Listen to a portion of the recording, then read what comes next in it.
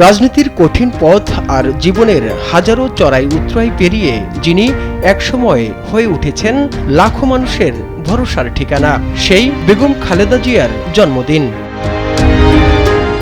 প্রয়াত বেগম খালেদা জিয়ার ৮২তম জন্মদিন উপলক্ষে রাজধানীর নয়াপল্টনে দলের কেন্দ্রীয় কার্যালয়ের সামনে আয়োজন করা হয় দোয়া ও মিলাদ মাহফিল।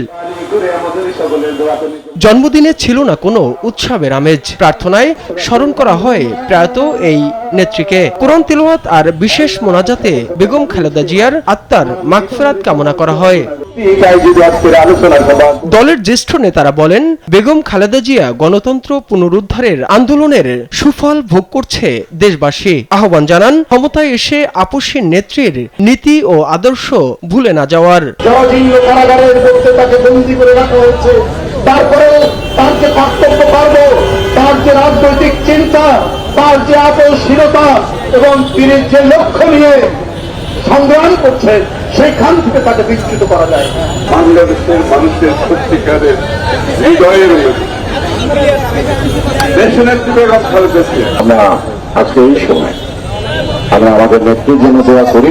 এ সময় বিএনপির সাবেক মহাসচিব মির্জা ফখরুল ইসলাম আলমগীর বলেন, দীর্ঘ রাজনৈতিক জীবনের নানা প্রতিকূলতার মধ্যেও গণতন্ত্র প্রতিষ্ঠা ও মানুষের অধিকার আদায়ের আন্দোলনে গুরুত্বপূর্ণ ভূমিকা রেখেছেন খালেদা জিয়া। দীর্ঘ সংগ্রাম লড়াই করে বিএনপি একটা সত্যিকারের একটা রাজনৈতিক দলে পরিণত হয়েছে, তার মূল কারিগর কিন্তু এই দেশের বেগম খালেদা জিয়া, মহান নেত্রী আমাদের মাঝে আজকে নিয়ে।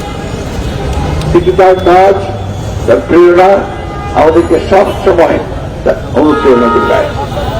আমরা আজকের এই দিনে আমরা সবাই এই শপথ নেব যে বিএনপিকে আমরা সত্যিকার অর্থেই একটা এমন একটা গণতান্ত্রিক দলে পরিণত করতে চাই যে সত্যিকার অর্থেই বাংলাদেশকে নেতৃত্ব দিতে সক্ষম হবে।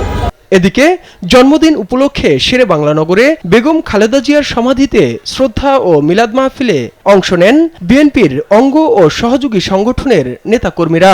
শ্রদ্ধা জানানো শেষে ঢাকা উত্তর সিটি কর্পোরেশনের প্রশাসক বলেন, বেগম খালেদা জিয়ার রেখে যাওয়া অসমাপ্ত কাজ প্রধানমন্ত্রী তারেক রহমানের নেতৃত্বে উত্তর সিটি কর্পোরেশন বাস্তবায়ন করবে। তার যেই পরিকল্পনাগুলো ছিল, সেই অসমাপ্ত পরিকল্পনাগুলো আমরা বর্তমান প্রধানমন্ত্রী তার জ্যেষ্ঠ পুত্র জনাব তারেক রহমানের নেতৃত্বে সারা বাংলাদেশ সহ ঢাকা উত্তর সিটি কর্পোরেশনের প্রতিটি ঘরে ঘরে আমরা পৌঁছে দেওয়ার চেষ্টা করব। তাইফুর রহমান তুহিন, দেশ টিভি, ঢাকা।